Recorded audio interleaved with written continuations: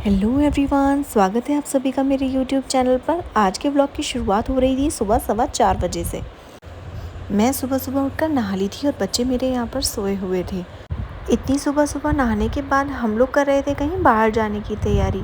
हम लोग कहाँ जा रहे हैं, क्यों जा रहे हैं, कैसे जा रहे हैं, ये सब जानने के लिए आप वीडियो को लास्ट तक देखें और वीडियो को लाइक, शेयर एंड कमेंट करना ना भूलें। मैं फटाफट से यहाँ पर तैयार हो रही थी और बच्चों के पापा नहा रहे थे। मेरे रेडी होने के बाद मुझे और भी बहुत सारे काम ऐसे थे जो जाने से पहले ख़त्म करने थे। समय हो गया था 4:30 का और मैं रेडी होकर जाने लगी थी नीचे, क्योंकि मुझे किचन में करनी थी खाने की तैयारी। अगर सफ़र लंबा हो तो खाने का सामान कुछ ना कुछ तो अपने साथ लेकर जाना ही पड़ता है। बच्चों और फैमिली के साथ में घर का खाना लेकर जाना ही सबसे बेस्ट रहता है। जब मैं नीचे आई थी तब तक कोई भी नहीं उठा था सिवाय मम्मी के। बस मम्मी उठकर बैठी थी और फ़ोन में टाइम देख रही थी। यहाँ मैंने फटाफट से आटे को गूँथा और पराठे बनाना शुरू किया, क्योंकि सब लोग पराठे खाने के बहुत शौकीन हैं। पराठे सब्ज़ी तैयार हो जाने के बाद मैं जाने वाली थी दोबारा से ऊपर, क्योंकि अब मुझे बच्चों को तैयार करना था और बाहर काफ़ी दिन निकल आया था। ऊपर आकर देखा तो छोटू तो उठ चुके थे। मैंने सबसे पहले छोटू को ही तैयार किया। तब तक नीचे भी सब लोग रेडी हो गए थे और गाड़ियाँ भी तैयार थी। हम कर रहे थे बाहर आकर बाबू को बाय। आज ना जाने क्यों मुझे अपने छोटू बाबू पर बहुत प्यार आ रहा था, क्योंकि हम जा रहे थे हरिद्वार, वो भी अपने बाबू के मुंडन के लिए। बहुत खुशी हो रही थी जाते वक्त, लेकिन मन में बस एक ही बात चल रही थी कि आज छोटू बाबू के बाल हट जाएंगे, पता नहीं कैसी लगेगी। वैसे हमारा सफ़र इतना लंबा था नहीं, लेकिन हम लोग रुकते रुकते गए थे। बीच में हम लोग एक जगह रुके और यहाँ शुरू हो गई सबकी फ़ोटोग्राफ़ी। इस बीच में मैंने और मेरे हस्बैंड ने भी कई सारी रील्स रिकॉर्ड की थी। इस रास्ते में हम जब पहले आए थे तो सब कुछ अच्छा था, लेकिन अब कई जगह पर कंस्ट्रक्शन चल रहा था। मेरी बड़ी बेटी बहुत ही अलग लेवल पर खुश थी। सफ़र के बहाने ही सही, लेकिन उसको चिप्स और कोल्ड ड्रिंक्स बहुत सारे खाने को मिल जाते हैं। मेरे हस्बैंड खिला रहे थे यहाँ पर मुझे लाकर मेरे फेवरेट चिप्स।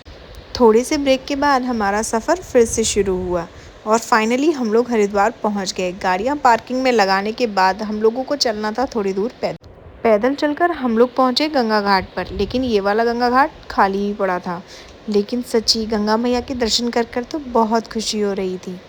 इतना साफ जल था ना इस मौसम में कि हम लोग शायद थोड़े दिन बाद आते तो ये हमें जल ऐसे देखने को नहीं मिलता। इसी बीच हम लोग अपना व्लॉग बनाते हुए आगे चले, क्योंकि हमें जाना था मेन घाट पर, जिसको शायद हर की पौड़ी कहते हैं। और हम लोग जब भी आए हैं हम हमेशा हर की पौड़ी पर ही स्नान करते हैं। हर की पौड़ी पहुंच करके हमने वहां पर मुंडन के लिए जो बाल काटते हैं वहाँ घाट पे उनको ढूंढा और वहाँ पे दीदी को बिठा करके उनकी गोदी में बाबू को बिठाया, क्योंकि बच्चे का मुंडन बच्चे की बुआ की गोदी में बिठा कर ही किया जाता है। खुशी तो बहुत हो रही थी, लेकिन बस डर इस बात का लग रहा था कि बाबू इतनी देर रुकेगी कैसे, कहीं वो परेशान ना करे। जिस बात का डर था आखिर वही हुआ। जैसे ही बाबू को टाइट करके हम लोगों ने पकड़ा, बाबू ने रोना शुरू कर दिया। हम लोग थोड़े से लेट भी हो गए थे आने में, क्योंकि गर्मी बहुत बढ़ गई थी और इस गर्मी में बच्चों को रुलाना अच्छा नहीं था। बीच बीच में उनको बार बार रोकना पड़ रहा था कि भैया बस करो, अभी के लिए रोक दो, वो बहुत रो रही है। कभी बीच में उसको मैं गोदी ले रही थी तो कभी उसके पापा। इस तरीके से कराते कराते हमें बहुत देर हो गई थी। लेकिन बाबू ने जैसे कसम खा रखी थी कि मैं रोना बंद नहीं करूँगी, इसीलिए मैं उसको बार बार पानी भी पिलवा रही थी।